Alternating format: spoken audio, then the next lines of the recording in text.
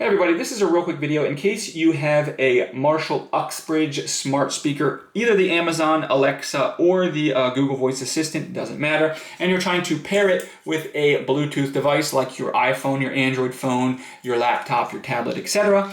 Either you're trying to pair it for the first time or you're trying to pair a new device, or you've had it previously paired with two devices and it keeps connecting to the one but you want it to connect to the other. We can move that other one up to priority. It's because basically this speaker stores 8 previously paired devices, and when you turn it on it automatically tries to connect basically in chronological order to what it was most recently paired with. So we might need to move something up in that order.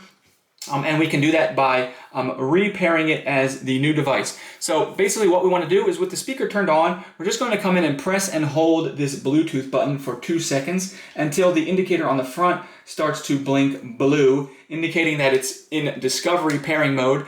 And then we can go on our phone, on whatever we want, and then go to the list of available devices and select Uxbridge from that. And then it should automatically pair to that, and then the next time we turn it off and turn it on, that will be our primary, the first thing that it tries to pair with. And after you have 8 things paired to it, it'll start knocking old things off. But anyways, if this should fix whatever issues you've got and get you paired. If you're still having issues where it's not pairing properly, I suggest you do a factory reset. I'll put a link in the description to how to do that reset. But if this video helped you with anything, if you could please leave me a like, I'd really appreciate it. Thanks a lot for watching.